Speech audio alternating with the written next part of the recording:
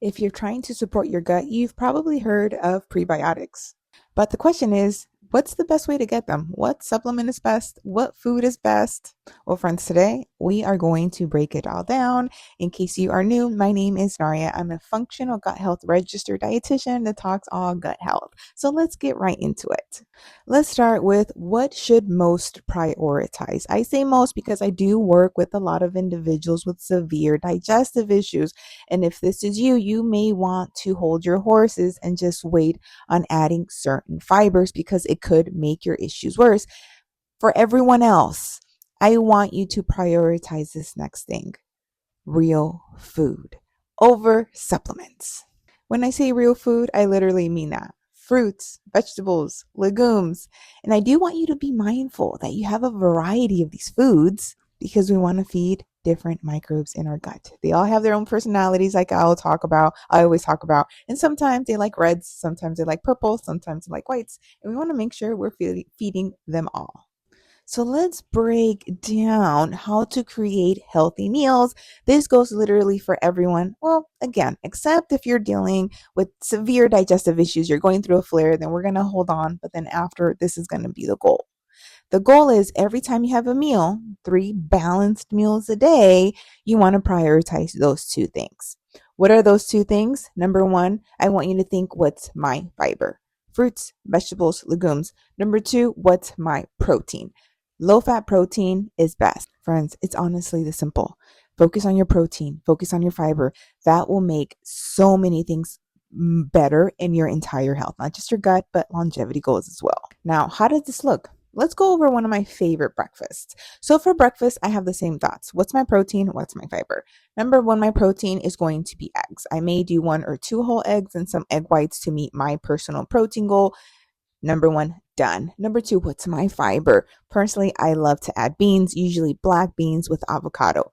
Beans are going to be my starch and fiber. Avocado is going to be my healthy fat and fiber. And that is literally a complete meal and absolutely amazing for breakfast. The reason we want real food, need our digestive system to work and feed those little guys. We want diversity because if we're eating all these different fibers from beans, from fruits, from vegetables, the reds, the yellows, the greens, all those guys are happy and we're allowing our digestive system to work. If we find that we're always using products like laxatives, your system will get very lazy and we don't want that. Start by making simple swaps. Start to add a little bit more plant-based proteins, more color to your meal. Even if it's just adding 1 new fruit a week, that's still a win. But what if you're new to the fiber game or you want to go crazy and increase your fiber and go over those 40 grams a day or whatever you may be having? Well, that's when we can consider supplements because supplements literally supplement your diet. Does not take over. It's literally supplementing your diet. Now, I want you to remember variety is key. You do not want to have the same fiber all the time. You want to make sure you're switching it up to feed those microbes. Let's review a few examples of fibers and how they help feed beneficial microbes. Now, a little quick note, make sure you start fiber supplements or fiber intake in general slow. It can cause some bloating, some discomfort, just because your body has to work more when you increase the fiber, and sometimes it's just not used to that work.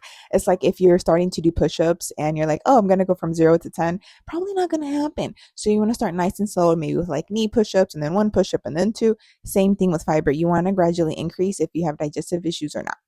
The first one, fructooligosaccharides. You may see this labeled as FOS. This fiber can actually help diversify your gut microbiome and is often available in powder form. Next is apple pectin powder.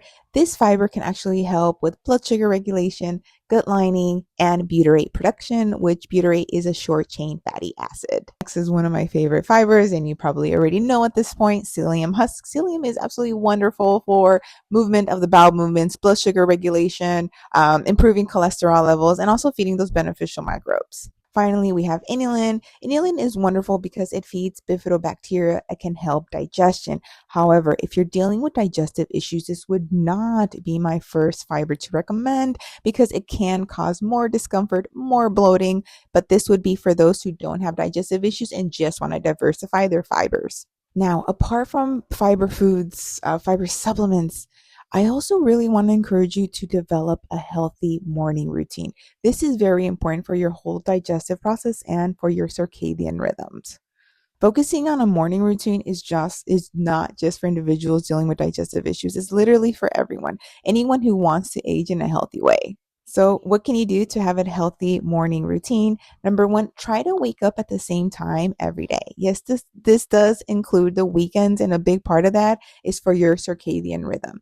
Everything that you do, from open up your windows, open up your blinds, get some sunlight exposure, get some fresh air. This is very important for those circadian rhythms.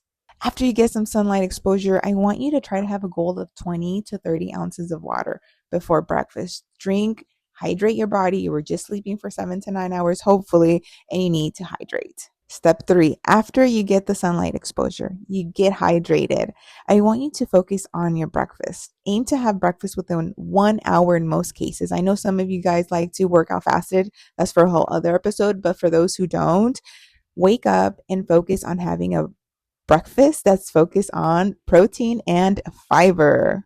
In general, again, if you're not dealing with digestive issues, then I would recommend to have at least 10 grams of fiber for breakfast. Now, while you're eating your breakfast, you're ready to eat, make sure that you're eating mindfully. Don't just stuff your face or eat on the go or no type of rushing. You really want to be mindful of the whole digestive process, and that does start with you and your chewing process. Don't chew too fast. Take some time to chew, to swallow.